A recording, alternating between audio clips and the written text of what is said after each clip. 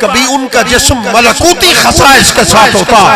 بھئی یہ کیسے ممکن ہے کہ جیسے حضور غوث اعظم جیلانی قدس سر العزیز نے فرمایا، اس کو قلائد الجواہر میں شیخ یحییٰ نے بیان کیا.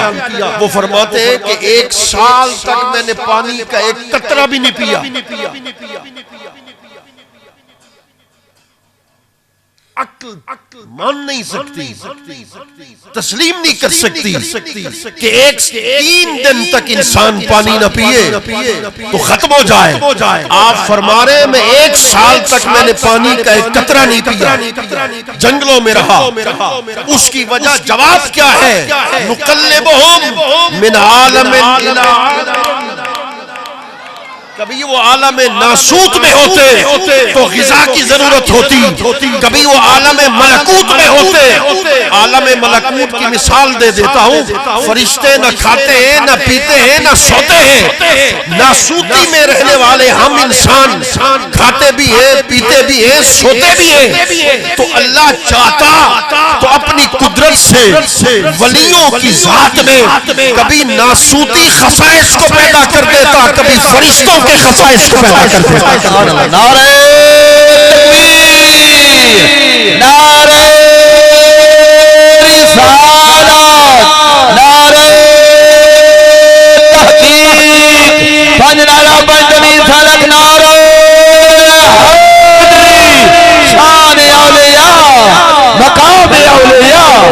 پھر انہیں کھانے پینے کی ضرورت نہیں ہوتی. انسان جس چیز کا محتاج ہوتا ہے وہی چیزیں ان کی محتاج ہو جاتی. دوسرا معنی کیا بڑا خوبصورت ہے، حضرت کے لیے پیش کر رہا ہوں.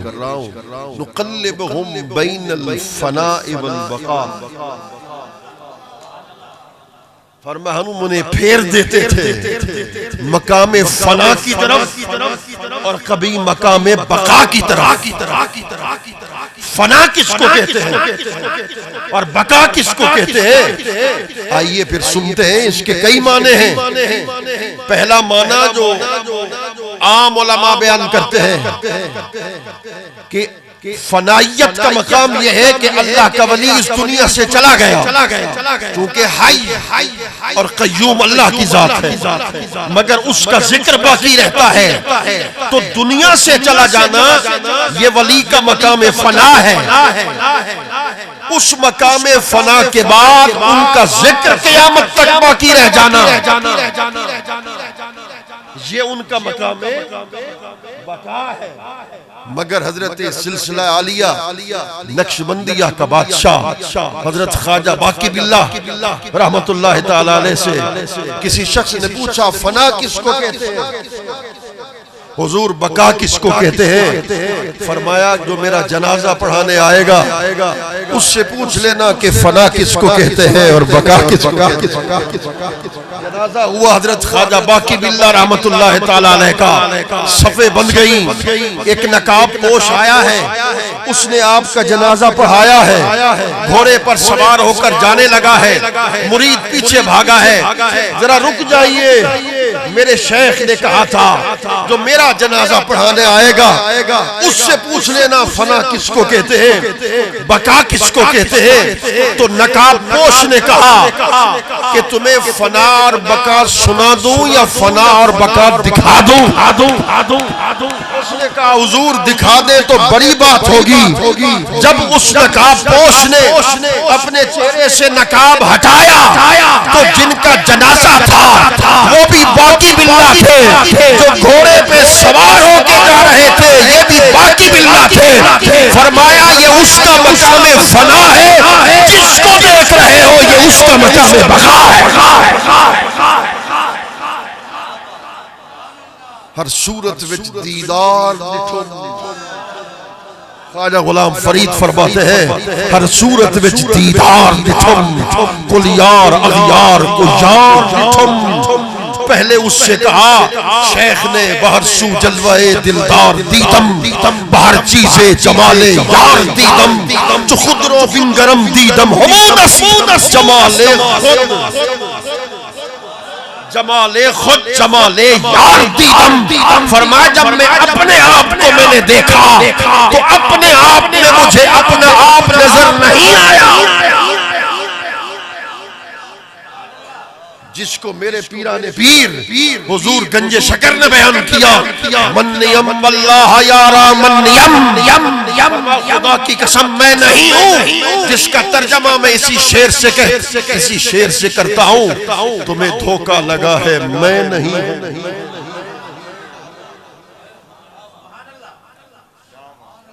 حضرت کے شیخ البشائخ زبدۃ الصلحاء عمدۃ الاتقیاء شیخ کامل حضرت پیر صاحب دیول شریف رحمت اللہ تعالی علیہ مجھے شرف حاصل ہے میں نے ان کی زیارت کی بچپن میں نے ان کی زیارت کی اور ان کے جو مریدین ہیں ان کے چہروں کو دیکھتے چلے جائیں تو ان کے جس مرید پر انہوں نے توجہ اتحادی کی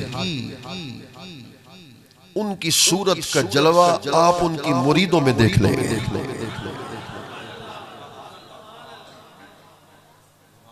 یہ فنا اور بقا کا مقام ہے ایک کو فنائیت کہتے ہیں ایک کو بقائیت کہتے ہیں تو ادھر کہا کہ اللہ اکبر جب میں نے اپنے آپ میں دیکھا تو مجھے اپنا آپ نظر نہیں آیا مجھے اپنے آپ میں بھی یار کے حسن کے جلوے نظر آئے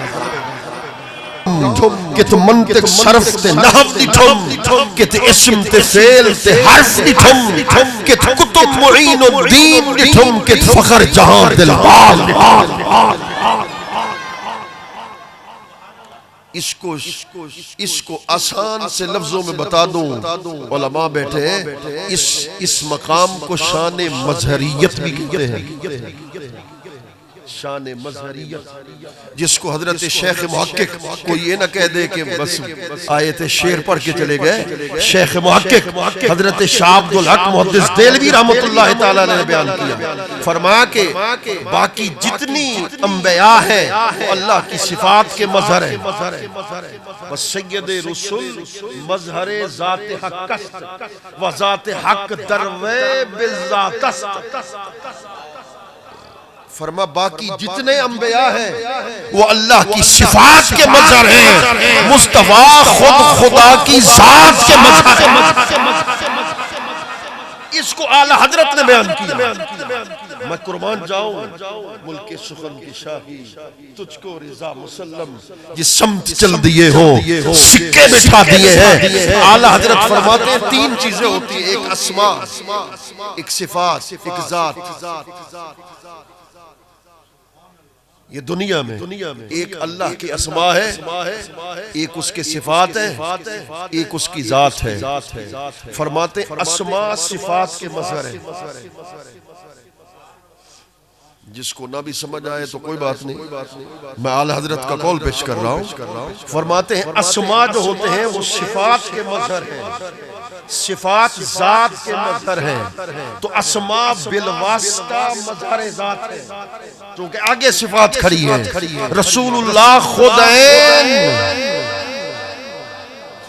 مظہر ذات حق ہے اور جب ہم کہتے ہیں نا مظہر ذات حق اس میں وحدت نہیں ہوتی اس میں عینیت نہیں ہوتی جو کہہ دے عینیت ہو گئی وحدت ہو گئی وہ تو شرک ہو گیا مصطفیٰ عبد ہے خدا معبود ہے خدا کی عزت کی قسم خدا معبود ہے مصطفیٰ عبد ہے اسی لیے فرما عبودیت کو رنگ لایوس الوہیت کو چمکا یوس تے ہر شان ٹھمکا مفصل حال کیا پوچھ دی یہ دل ازلو ہے دیوانی شراب حب دی مستانی محمد یار وچ فانی اللہ اکبر وہی مقام فنا اس کی طرف میں اور اس کو بیان کیا حضرت علامہ علوسی نے وہ فرماتے نقلبہم بین التفرقۃ والجمع کہ ہم انہیں پھیرتے تھے کبھی مقام تفریقہ کی طرف اور کبھی مقام جمع کی طرف. بس یہ کہتے ہیں نا خاصا دیگل خاصا آگے. تفریقہ کس کو کہتے ہیں, جمع کس کو کہتے ہیں, یہ خاص لوگوں کی باتیں ہیں. بہر کیف الفرد الکامل القطب الربانی سیدنا الشیخ حضرت عبدالقادر جیلانی قدس سر العزیز. اس کو بیان کیا حضرت شیخ محقق حضرت شاہ عبدالحق محدث دہلوی نے اخبار الاخیار کے اندر. آپ فرماتے ہیں کہ حضور خطاب فرما رہے ہیں اور کرسی پر جلوگر ہیں.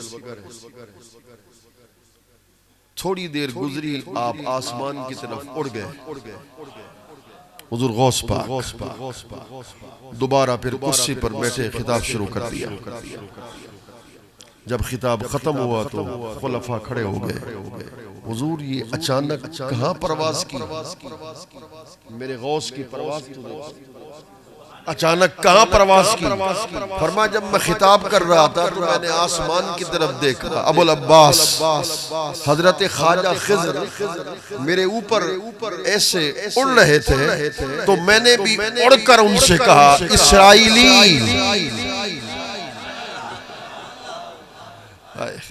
اسرائیلی محمدی کا خطاب تو سنتے جا. اس وقت میرے سامعین میں سے ابو العباس حضرت خواجہ خضر بھی موجود ہیں. اللہ اکبر. حضور سیدنا غوث اعظم جیلانی قطب ربانی قندیل نورانی, آپ نے فرمایا میرے خطاب کو سننے کے لیے رجال غیب آتے ہیں. اور آپ نے خود رجال غیب جو ہوتے ہیں وہ کوکاف سے ماورا ہے اور ہواؤں کے دوش پہ سوار ہو کر میرا خطاب سنتے ہیں. جب آپ یہ فرما رہے تھے تو آپ کے بڑے صاحبزادے حضرت سیدنا شیخ عبدالرزاق رحمت اللہ تعالی علیہ آپ کے ساتھ بیٹھے تھے. جب آپ بیان کرتے گئے تجلیات اور انوار اور برکات کی بارش ہوتی گئی, اتنے میں آپ کے بڑے شہزادے بے ہوش ہو کر گر پڑے. ان کی دستار نیچے گر گئی. آپ منبر سے اٹھے, ان کی دستار ان کے سر پر رکھی اور ایک جملہ کہا. توجہ ہے بلا, ایک جملہ کہا, جملہ بڑا خوبصورت کہا. اگر سمجھو گے تو پھر سبحان اللہ کہو گے, اگر کسی اور دنیا میں بیٹھے ہو تو تمہاری اپنی مرضی. آپ نے اپنے بڑے شہزادے سے کہا جب وہ ہوش میں آئے, اچھا تم بھی انہی میں سے ہو.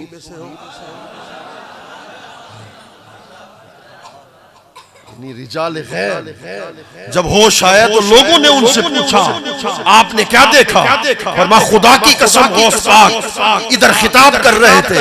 جب میں نے اوپر دیکھا تو رجال غیب آپ کے خطاب کو سن کر کوئی بے ہوش ہو رہا تھا, کوئی وجد میں آ رہا تھا, حتیٰ کہ وجد میں آتے آتے کسی کے کپڑوں پہ آگ لگی.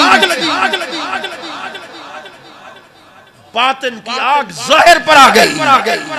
اللہ اکبر.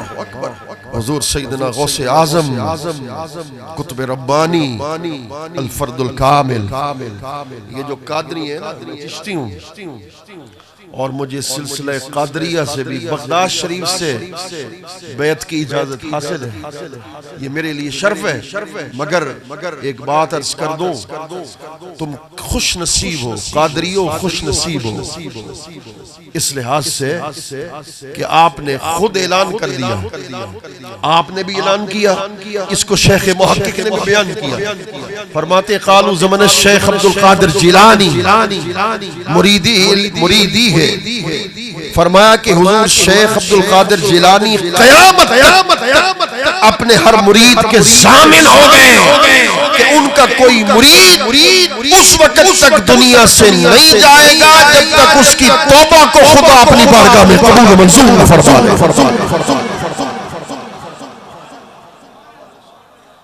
شیخ سہیل فرماتے ہیں، اس کو بھی صاحب قلائد الجواہر نے بیان کیا۔ شیخ سہیل فرماتے ہیں 3 دن ہم نے دیکھا کہ حضور بغداد سے غائب ہو گئے، ہم تلاش کرتے رہے نہیں ملے، دریائے فرات کے کنارے ہم پہنچے، دیکھا کہ حضور غوث پاک پانی کو مصلی بنا کر نماز پڑھ رہے ہیں، پانی کو مصلی بنا کر نماز پڑھا۔ اللہ اکبر۔ شیخ سہیل فرماتے ہیں میں نے لوگوں کو اکٹھا کیا، میں نے کہا دیکھو غوث پاک کی شان تو دیکھو نا، پانی مصلی بناؤ۔ تھوڑی دیر کے بعد ایک قالین نما کوئی چیز پانی پر آ گئی جس کی چوڑائی لمبائی حد نگاہ تک تھی۔ اب جو جملہ بول رہا ہوں سبحان اللہ کہو گے تو آگے چلوں گا، وگرنہ یہ بات ختم کر دوں گا، مگر جملہ سننا۔ غوث پاک کی شان یہ ہے، فرما حد نگاہ تک جس کی چوڑائی لمبائی تھی، اور غیب سے آواز آئی کل دنیا کے ولیوں اس قالین پہ جمع ہو جاؤ، آج تم سب مقتدی بنو گے، تمہارا امام میرا عبد القادر جیلانی بنے۔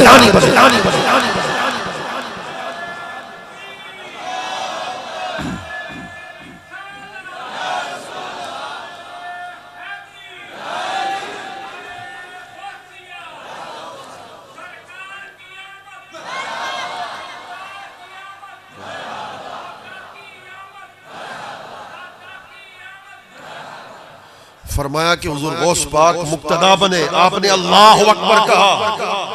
جب آپ نے اللہ اکبر کہا تو ملائے اعلیٰ پر عرش پر جو فرشتے تھے انہوں نے بھی اللہ اکبر کہا۔ آپ نے ثنا پڑھی، انہوں نے بھی ثنا پڑھی۔ آپ نے سورہ فاتحہ پڑھی، انہوں نے بھی سورہ فاتحہ پڑھی۔ آپ جو پڑھتے گئے فرشتے وہ پڑھتے گئے۔ جب آپ نے سلام پھیرا، سلام پھیر کر کہا اے اللہ میرے مریدوں کو بخش، والجبال غوث اعظم میرے مریدوں کو بخش، ان کے مریدوں کو بخش، ان کے مریدوں کو بخش۔ وہ ملائے اعلیٰ پر، وہ عرش پر فرشتوں نے آمین کہا۔ رب کعبہ کی قسم ادھر سے آواز آئی میرے عبد القادر جو تیرے سلسلے سے جڑتا جائے گا اس کی معافی کو اپنی بارگاہ میں خدا قبول منظور کرتا چلا جاتا۔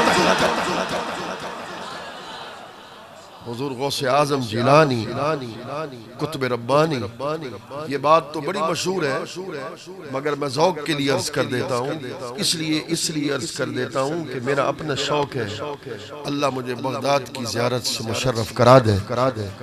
آپ نے فرمایا جو میرے مدرسے کے دروازے کے باہر سے گزر جائے، اندر نہ بھی ہے، جیسے حضرت کا آستانہ ہے نا، دروازہ ہے جس کے اندر ہم آئے، آپ نے فرمایا کہ میرے آستانے کے دروازے کے باہر صرف جو گزر جائے اس کا میں ضامن ہوں کہ اللہ قیامت کے دن اس کے گناہوں میں تخفیف فرما دے۔